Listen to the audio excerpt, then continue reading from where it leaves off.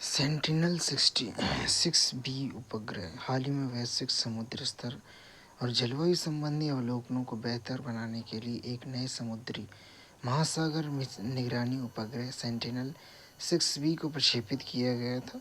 ये sentinel 6 Michael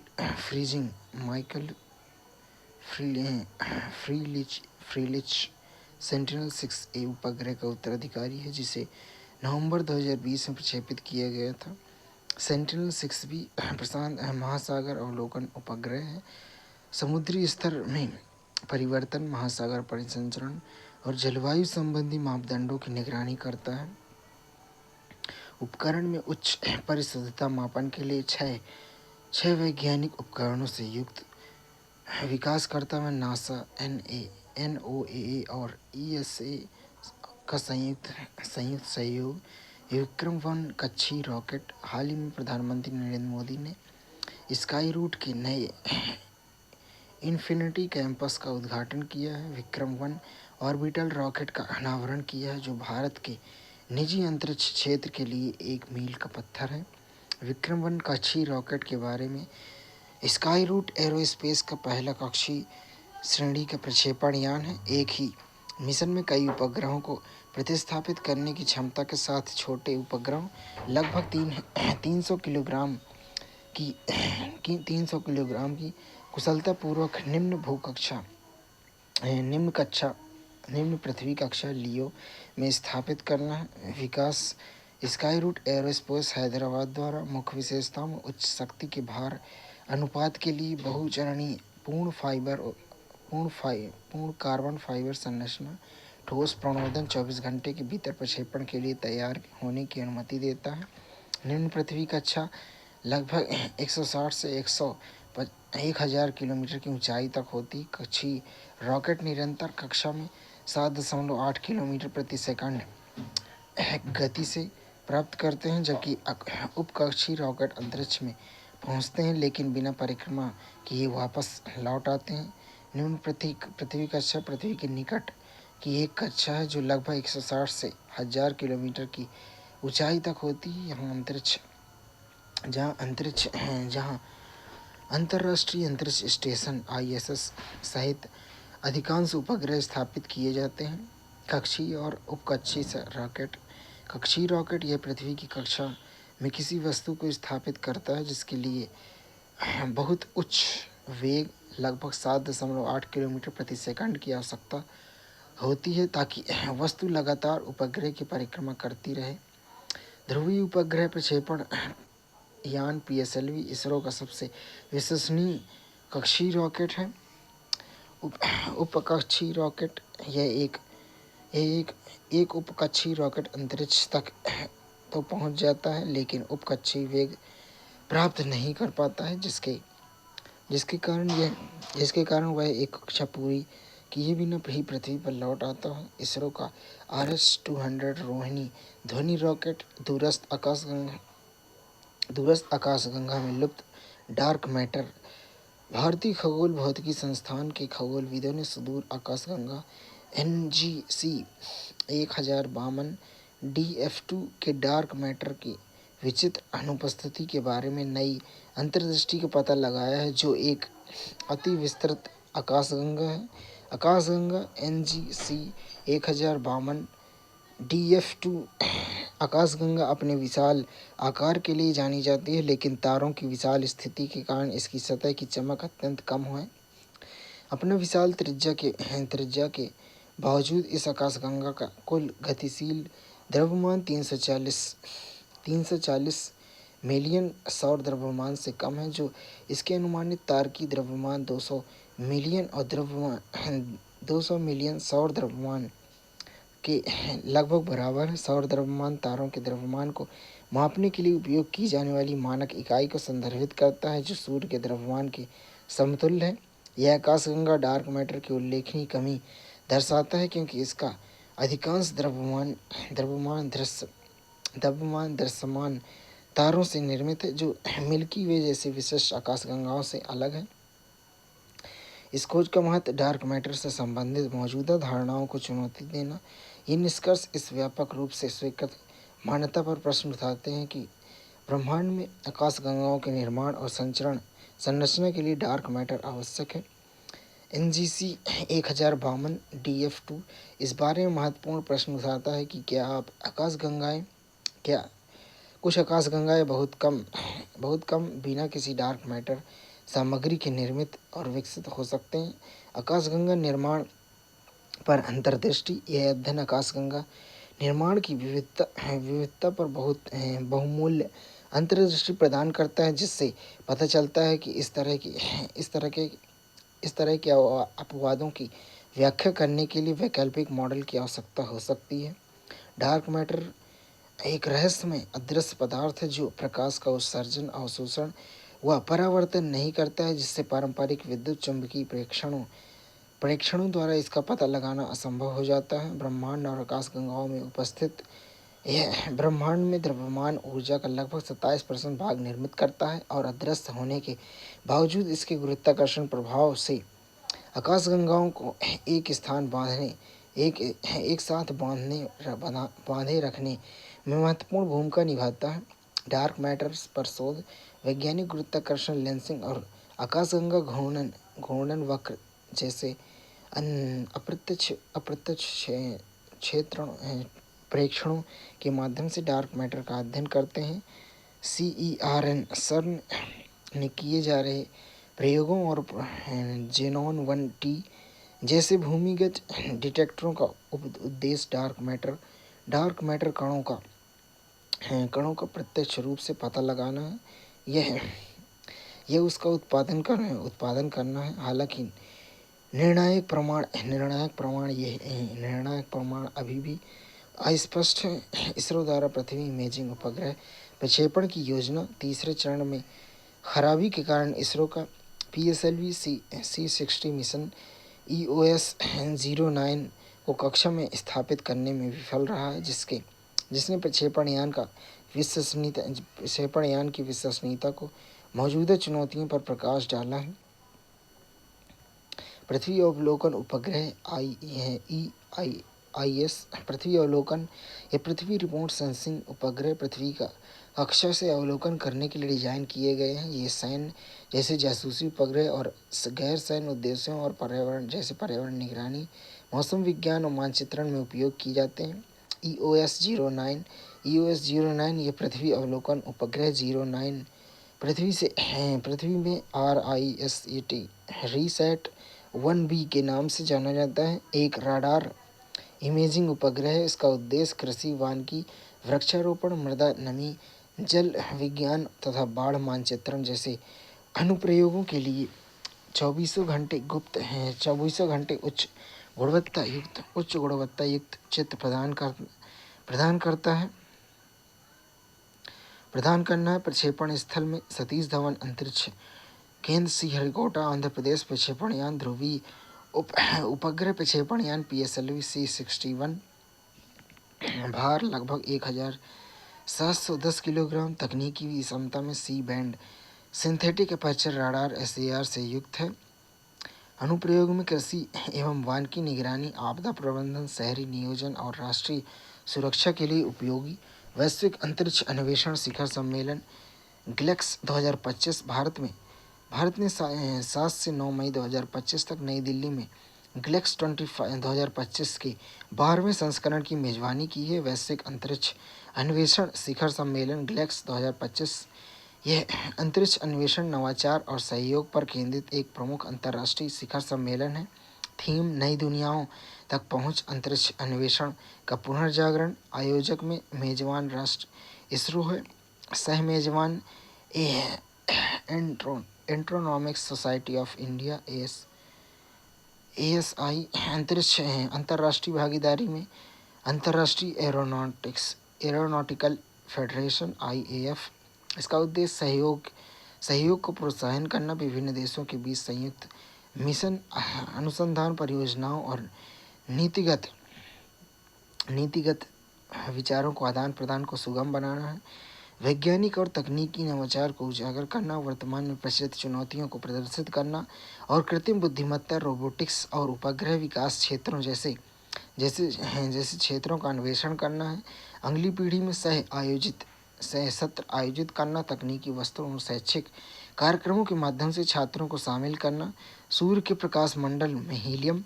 भारतीय खगोल भौतिकी संस्थान IIA के शोधकर्ताओं ने सूर्य के प्रकाश मंडल में हीलियम की प्रचुरता पर बेहतर मात्राएं प्रदान की हैं, जो सौर भौतिकी में एक महत्वपूर्ण प्रगति का प्रतिनिधित्व करती है। सूर्य के प्रकाश मंडल में हीलियम सूर्य में हाइड्रोजन के बाद हीलियम दूसरा सबसे प्रमुख मात्रा में पाए जाने वाला तत्व है। प्रचुरता सूर्य के द्रव्यमान का लगभग 74% हाइड्रोजन से बना है। हीलियम का हिस्सा 24% है। सूर्य के दृश्य सतह प्रकाश मंडल में हीलियम उपस्थित होता है, लेकिन हाइड्रोजन की परत इसे आसानी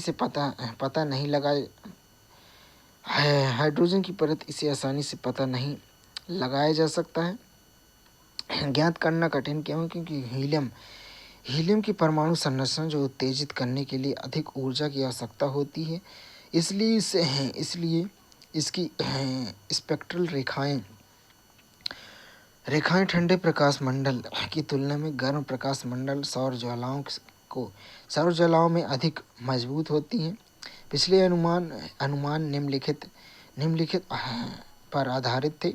अधिक गर्म तारों के अनुमान जिनकी संरचना भिन्न हो सकती है, सौर पोल और कोरोना प्रकाश मंडल का प्रतिनिधित्व नहीं करते हैं। हेलियोसिस्मोलॉजी सौर कंपन से अप्रत्यक्ष निष्कर्ष।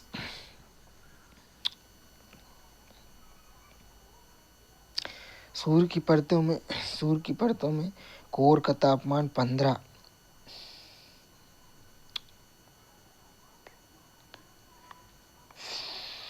150 करोड़ केल्विन डिग्री सेल्सियस और विकिरण क्षेत्र का तापमान 70 लाख डिग्री सेल्सियस, संवहन क्षेत्र का तापमान 20 लाख डिग्री केल्विन और प्रकाश मंडल का तापमान 6500 केल्विन से 4000 केल्विन तक। सूर्य की सतह पर सौर धब्बे। वर्णमंडल का तापमान 4000 केल्विन से 8000 केल्विन तक। सौर ज्वालाएं और प्रकाश उभार। कोरोना का तापमान 5 लाख केल्विन से 10 लाख केल्विन तक। सूर्य का प्रकाश मंडल। द्रव्यमान सतह। सूर्य की सतह दृश्य सतह जिसे हम पृथ्वी से देखते हैं प्रकाश मंडल कहलाता है। प्रकाश उत्सर्जन। सूर्य का अधिकांश दृश्य प्रकाश इसी सतह से आता है। सूर्य के धब्बे प्रकाश मंडल पर काले धब्बे दिखाई देते हैं, जिन्हें सूर्य के धब्बे कहा जाता है। ये ठंडे क्षेत्र होते हैं जिनमें तीव्र चुंबकीय गतिविधियां होती हैं। मैग्नेटर्स। हाल ही में वैज्ञानिकों ने यह पता लगाया कि मैग्नेटर फ्लेयर्स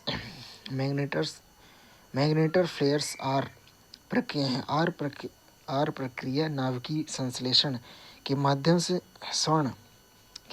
स्वर्ण का उत्पादन कर सकते हैं। मैग्नेटर्स तारे का प्रकार। मैग्नेटर एक विशेष प्रकार का न्यूट्रल तारा होते हैं जो सुपरनोवा विस्फोट के परिणामतः हुए विशाल तारों के अत्यंत सघन छोर अवशेष होते हैं। चुंबकीय क्षेत्र। इसमें अत्यंत प्रबल चुंबकीय क्षेत्र होते हैं जो ब्रह्मांड में ज्ञात सबसे शक्तिशाली चुंबकीय क्षेत्रों में से एक है। ऊर्जा उत्सर्जन में कभी कभी मैग्नेटार ज्वालाओं के रूप में ऊर्जा के बड़े विस्फोट उत्सर्जित करते हैं, जिसमें उच्च ऊर्जा गामा किरणें शामिल हो सकती हैं। अध्ययन में भूमिका। वर्ष 2004 की एक घटना में एक मैग्नेटार की ज्वाला ने निलंबित गामा किरणें उत्सर्जित की, जिन्होंने आर प्रतिक्रिया, नाभिकीय संश्लेषण, तीव्र न्यूट्रॉन ग्रहण प्रक्रिया का प्रत्यक्ष प्रमाण प्रदान किया, जो सोने जैसी भारी तत्वों के निर्माण के लिए जिम्मेदार है। भारत का अंतरिक्ष क्षेत्र। इसरो ने सफलतापूर्वक स्पेसएक्स मिशन का संचालन किया, जिसमें उपग्रह की सर्विसिंग, इंजन भरने, भविष्य में अंतरिक्ष स्टेशन के संचालन के लिए महत्वपूर्ण अंतरकक्षीय डॉकिंग तकनीकी का प्रदर्शन किया है। मुख्य बिंदु यह है कि स्पेसएक्स ने 2 अंतरिक्ष यानों की कक्षा को सफलतापूर्वक डॉकिंग पूरी की, जो जो कि मिलन और डॉकिंग प्रौद्योगिकी का एक महत्वपूर्ण प्रदर्शन है। स्पेसएक्स एक लागत प्रभावी प्रौद्योगिकी प्रदर्शन मिशन है जिसका उद्देश्य कक्षा में मिलन और डॉकिंग क्षमता का सत्यापन करना है। इसे PSLV C-60 द्वारा प्रक्षेपित 2 छोटे अंतरिक्ष यानों का उपयोग करके कार्यान्वित किया गया। यह भविष्य के चंद्र मिशनों, प्रतिदर्श वापसी मिशनों और भारतीय अंतरिक्ष स्टेशन BAS के लिए तकनीकी आधार तैयार करेगा। स्पेसएक्स का उद्देश्य 2 अंतरिक्ष यानों का उपयोग करके मिलन और डॉकिंग तकनीकी विकसित करना और उनका प्रदर्शन करना, डॉकिंग के बाद नियंत्रणीयता और स्थिरता का सत्यापन करना है। यह मिशन ऊर्जा हस्तांतरण और डॉकिंग के बाद प्रक्रियाओं का सत्यापन करता है जो भविष्य की सर्विसिंग और उपग्रह जीवन विस्तार तकनीकी के लिए मूलभूत है। डॉक किए गए अंतरिक्ष यानों के बीच ऊर्जा हस्तांतरण का परीक्षण करना। यह भारत के अंतरिक्ष में डॉकिंग करने की क्षमता को स्थापित करता है जो निम्नलिखित करेगी। एक पूर्वापेक्षा है कक्षा में रहते हुए सेवा प्रदान करना और ईंधन भरना। मॉड्यूलर अंतरिक्ष स्टेशन असेंबलिंग मानव अंतरिक्ष उड़ान मिशन। यह उन्नत अंतरिक्ष प्रौद्योगिकी में भारत की बढ़ती आत्मनिर्भरता को दर्शाता है। यह अंतरिक्ष अन्वेषण की अगली पीढ़ी की चुनौतियों के लिए इसरो की तैयारी को मजबूत करता है। इसरो की हालिया उपलब्धि में चंद्रयान-3 मिशन। इसरो ने विक्रम लैंडर को चंद्रमा के दक्षिण ध्रुव के निकट सफलतापूर्वक उतारा जिससे भारत यह उपलब्धि हासिल करने वाला पहला देश बन गया। इस मिशन के तहत प्रज्ञान रोवर भी स्थापित किया गया जिसने सल्फर और उच्च तत्वों की खोज सहित कई प्रयोग किए। इसरो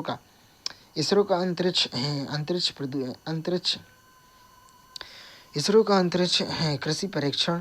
इसरो ने जैव पुनर्योजी जीवन संवर्धन प्रणाली प्रयोगों के तहत अंतरिक्ष में लोबिया के बीजों के विकास का परीक्षण किया जिससे अंतरिक्ष मिशनों में सतत खाद्य उत्पादन का मार्ग प्रशस्त हुआ। आदित्य L1 मिशन भारत की पहली सौर वेधशाला आदित्य L1 सूर्य के वायुमंडल जिसमें कोरोना, सौर पवनें और चुंबकीय तूफान शामिल हैं का अध्ययन करने के लिए लॉन्च की गई थी। यह अंतरिक्ष आधारित सौर अनुसंधान की दिशा में महत्वपूर्ण कदम है। स्पेसएक्स यह NASA imaging X-ray polarimetry explorer IPEX के बाद दूसरी अंतरिक्ष आधारित वेधशाला है जिसे 2021 में लॉन्च किया गया था। स्पेसएक्स पर लगे 2 उपकरण जिन्हें स्पेसएक्स और पोलेक्स कहा जाता है प्रक्षेपण के बाद से ही कार्य कर रहे हैं। PSLV C-57 सिंगापुर के DSSAR उपग्रह का कक्षीय प्रक्षेपण। PSLV C-57 मिशन ने सिंगापुर के लिए DSSAR उपग्रह और 6 सहयात्री उपग्रहों को लॉन्च किया जिससे लागत प्रभावी वाणिज्यिक उपग्रह प्रक्षेपण के लिए इसरो की प्रतिक्रिया की पुष्टि हुई है। गगनयान मिशन। इसरो ने गगनयान मानव अंतरिक्ष उड़ान कार्यक्रम के लिए महत्वपूर्ण परीक्षण पूर्ण किए हैं जिससे क्रू एस्केप सिस्टम का परीक्षण भी शामिल है। यह मिशन वर्ष 2025 हेतु निर्धारित है। इसका उद्देश्य भारत को अंतरिक्ष में मानव भेजने वाला चौथा देश बना है। LVM-3M3 OneWeb India 2 mission. ISRO ने 36 OneWeb उपग्रहों के पृथ्वी की निचली कक्षा में प्रक्षेपित किया है जिससे OneWeb का प्रथम पीढ़ी का वैश्विक उपग्रह समूह पूर्ण हो गया इससे वैश्विक उपग्रह प्रक्षेपण बाजार में इसरो की स्थिति और मजबूत होगी। निजी अंतरिक्ष मिशन। स्काई रूट का विक्रम S नवंबर 2022 में भारत में प्रक्षेपण किया गया पहला निजी रॉकेट बना है। पिक्सेल जैसी स्टार्टअप कंपनी पृथ्वी की इमेजिंग और डेटा विश्लेषण के लिए उपग्रहों का उपयोग कर रही है जिससे कृषि, आपदा प्रबंधन और शहरी नियोजन में सेवाएं सक्षम हो रही हैं। अग्निकुल कॉस्मोस प्रक्षेपण प्रणाली में क्रांति लाने के लिए 3D प्रिंटेड रॉकेट इंजन का प्रकार कर रही है। जनवरी 2025 में नाविक उन्नयन। फरवरी 2025 में गगनयान के लिए व्योममित्र रोबोट। 2026 में पहला मानव युक्त गगनयान मिशन। 2035 में भारतीय अंतरिक्ष स्टेशन भारत अंतरिक्ष और 2040 तक चंद्रमा पर पहुंचने वाले प्रथम भारतीय अंतरिक्ष यात्री का लक्ष्य है। इसरो का अंतरिक्ष कृषि परीक्षण 2023। इसरो ने अंतरिक्ष में लोबिया के बीजों की वृद्धि का परीक्षण करके एक अभूतपूर्व प्रयोग किया है। यह परीक्षण जैव पुनर्योजी जीवन समर्थन प्रणाली BLSS विकसित करने के प्रयासों का हिस्सा था। इसका उद्देश्य दीर्घकालिक अंतरिक्ष अभियानों के लिए संवहनी खाद्य उत्पादन सुनिश्चित करना है।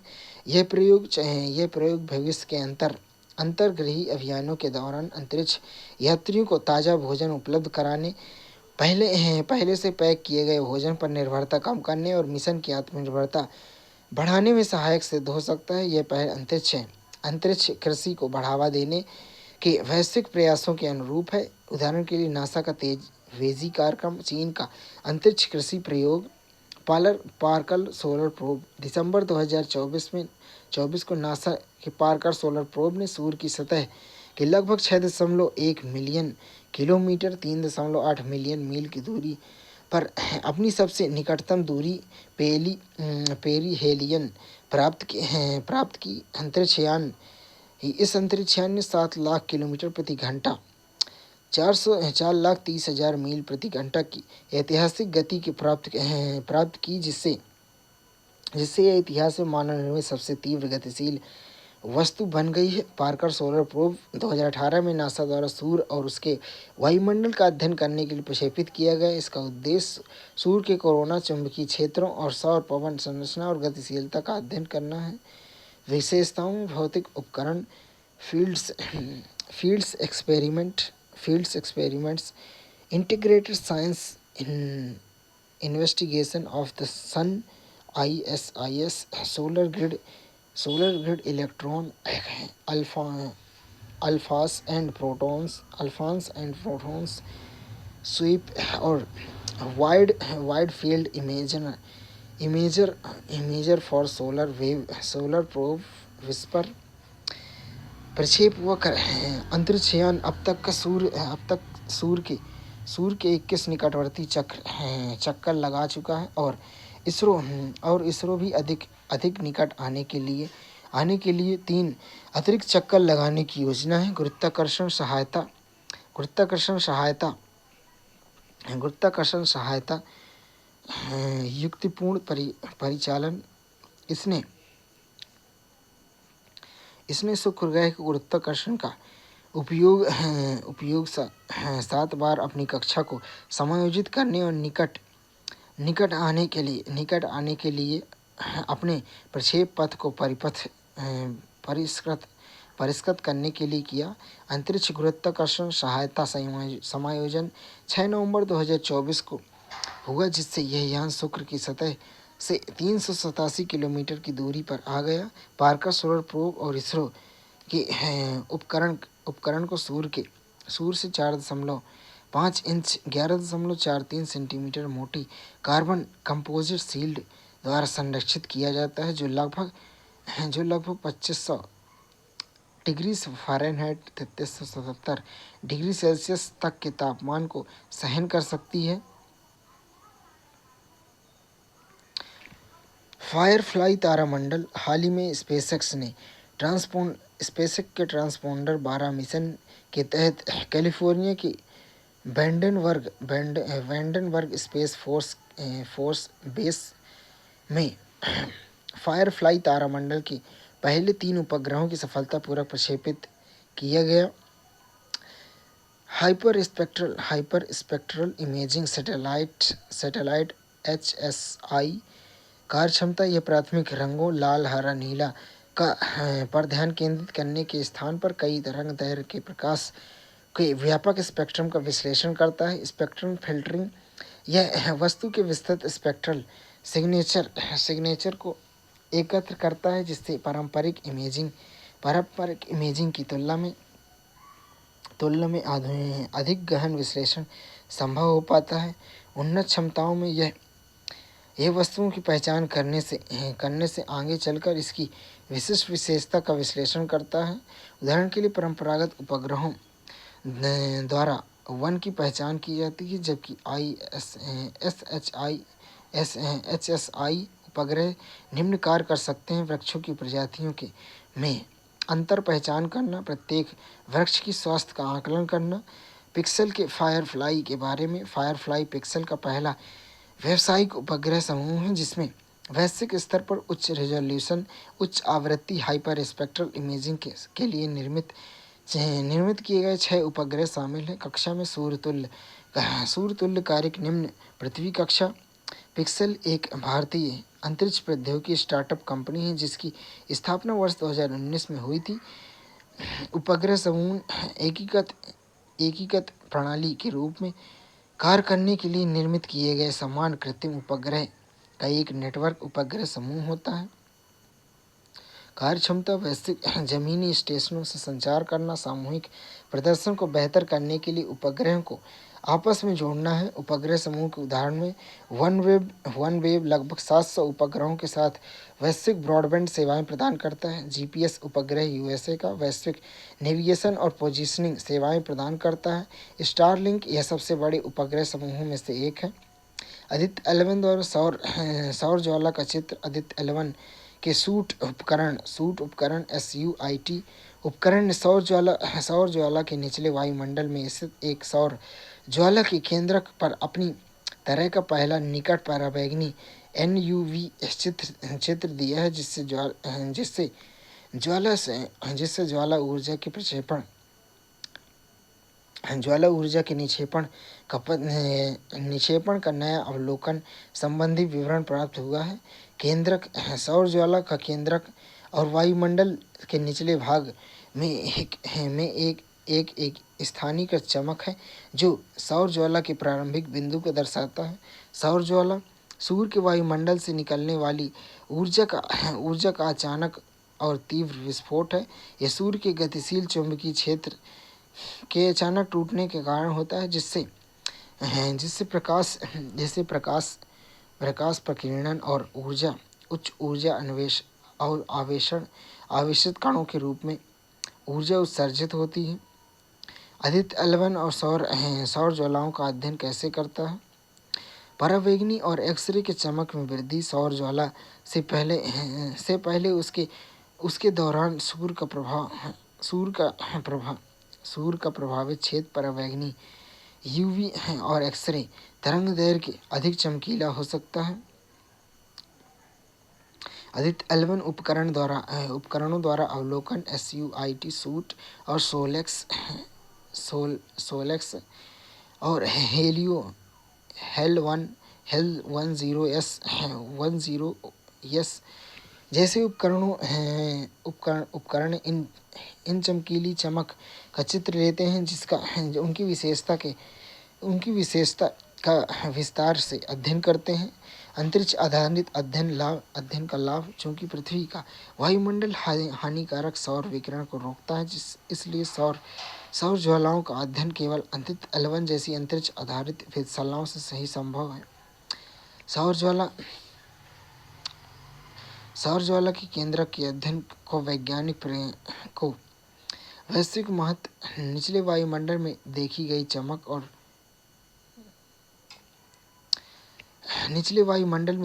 चमक सौर कोरोना में प्लाज्मा तापमान में वृद्धि से सीधे संबंधित है। यह सूर्य की परतों में ऊर्जा संचयन तापमान विकास के बीच संबंध की पुष्टि करता है। ये निष्कर्ष सौर ज्वालाओं भौतिकी में नई अंतर्दृष्टि प्रदान करते हैं, जिससे अंतरिक्ष मौसम की भविष्यवाणी में सुधार हो सकता है और पृथ्वी पर उपग्रहों और सौर नेटवर्क की सुरक्षा में सहायता प्राप्त हो सकती है। Aditya 11 solar ultraviolet imaging telescope suit payload में X6.3 श्रेणी के सौर ज्वाला का पता लगाया जो सौर विस्फोटों की सबसे तीव्र श्रेणियों में से एक। सूट के निकट पराबैंगनी पराबैंगनी NUV तरंग दैर्ध्य सीमा 20 से 400 nm में ज्वाला को रिकॉर्ड किया है, जिसे पहले जिसे पहले इसने विस्तार से नहीं देखा गया था। अवलोकन इस बात की पुष्टि करता है कि ज्वाला की ऊर्जा को वायुमंडल की विभिन्न परतों में फैलती है।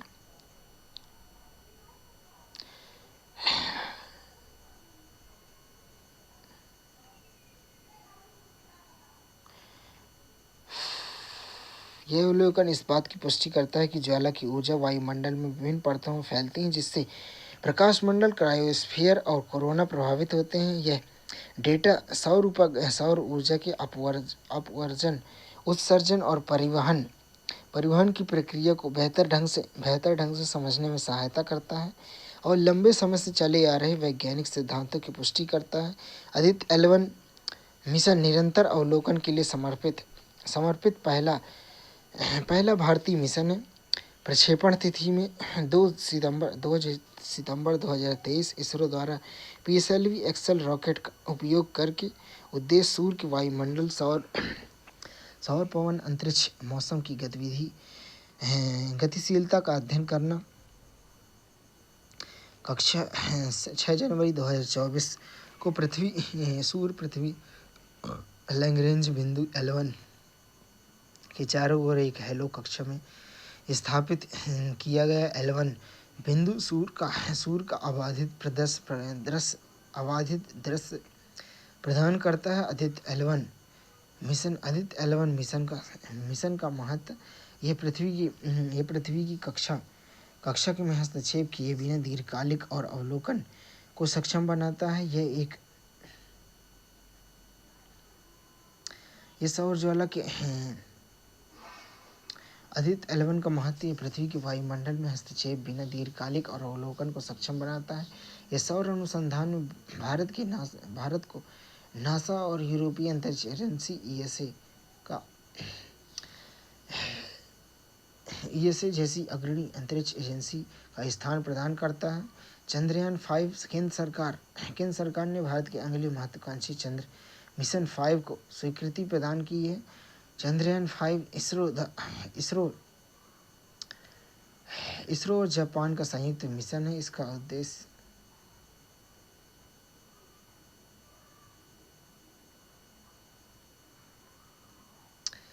Solar ultraviolet imaging telescope SUIT suit ISRO. Chandrayaan 5 ISRO और जापान का संयुक्त मिशन है। इसका उद्देश्य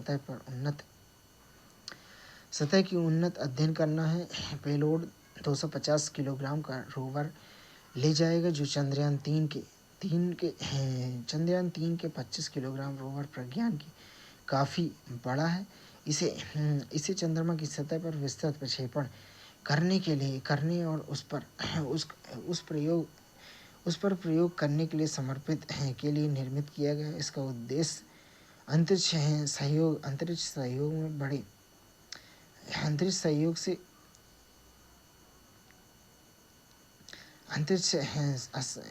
सहयोग से भारत की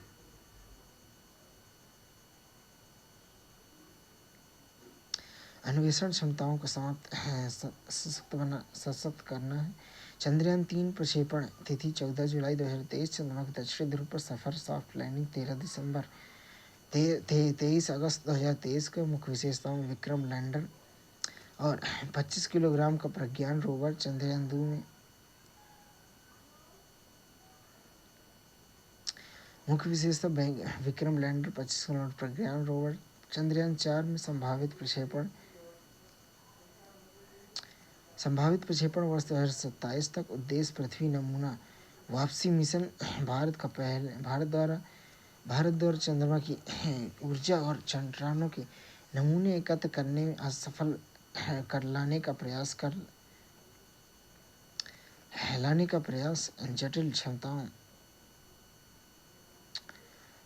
जटिल अंतरिक्ष अभियानों के तहत भारत की तकनीकी बढ़त में सुदृढ़ का जटिल अंतरिक्ष विमानों में भारत की तकनीकी बहुत सुदृढ़ करता है। अर्ध क्रायोजेनिक इंजन हाल ही में इसरो ने अर्ध क्रायोजेनिक इंजन एस 2000 का SE 2000 का पावर हेड टेस्ट और आर्टिकल PHTA के नाम निर्देशित के नाम से चर्चित हॉटस्पॉट परीक्षण सफलतापूर्वक संपन्न किया है। Power head text orbital PHTA power head text article अर्ध क्रायोजेनिक इंजन SE 2000 के विकास के लिए महत्वपूर्ण प्रारंभिक परीक्षण है। ये gas generator turbine turbo pump और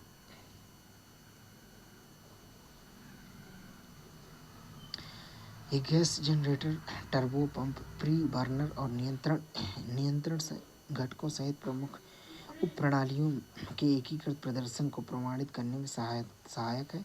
इस परीक्षण में इंजन की कार्यक्षमता का आकलन करने के लिए 4.5 सेकंड का हॉट फायरिंग शामिल है। जुलाई 2023 में तकनीकी समस्या के कारण असफल रहे पिछले प्रयास के बाद यह पहला सफल परीक्षण है। PHTA भविष्य के अंतरिक्ष अभियानों के लिए और इसरो की अगली पीढ़ी के प्रक्षेपण यानों के विकास की महत्वपूर्ण भूमिका निभाता है।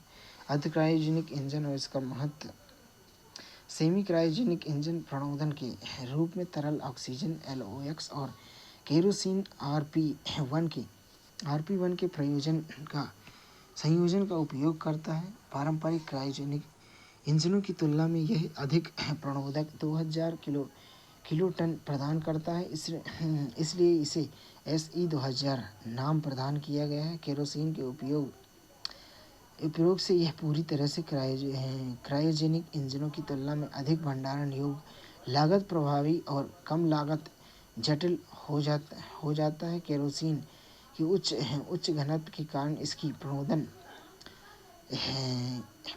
इसका प्रणोद भार अनुपात अधिक होता है, जिसके लिए छोटे ईंधन टैंक की आवश्यकता होती है। SE 2000 का महत्व ये इंजन भारी लिफ्ट प्रक्षेपण यानों के साथ चरण बूस्टर के लिए उपयुक्त होते हैं, जिसमें इसरो का आगामी नेक्स्ट जनरेशन प्रक्षेपण यान NGLV भी शामिल है। अर्ध क्रायोजेनिक प्रणोदन प्रणाली का विकास लागत प्रभावी और कुशल अंतरिक्ष प्रक्षेपण में भारत की क्षमता में वृद्धि करता है।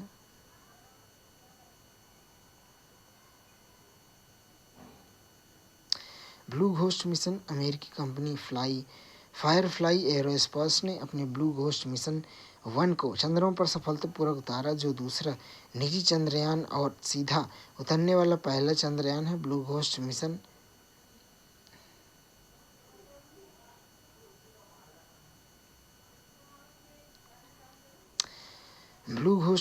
अमेरिकी कंपनी फायरफ्लाई एरोस्पेस ने अपने ब्लू घोस्ट मिशन 1 को चंद्रमा पर सफलतापूर्वक उतारा, जो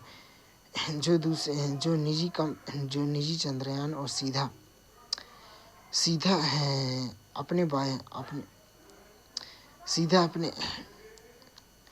उतरने वाला पहला चंद्रयान है। ब्लू घोस्ट मिशन यह मिशन नासा के वाणिज्यिक चंद्र पेलोड सेवाएं CLPS कार्यक्रम का हिस्सा है।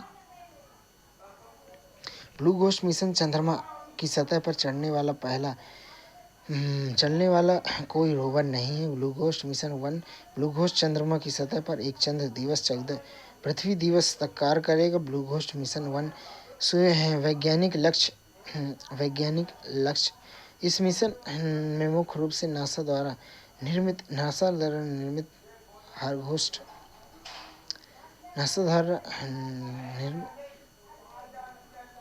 ब्लू घोस्ट मिशन एक वैज्ञानिक लक्ष्य इस मिशन को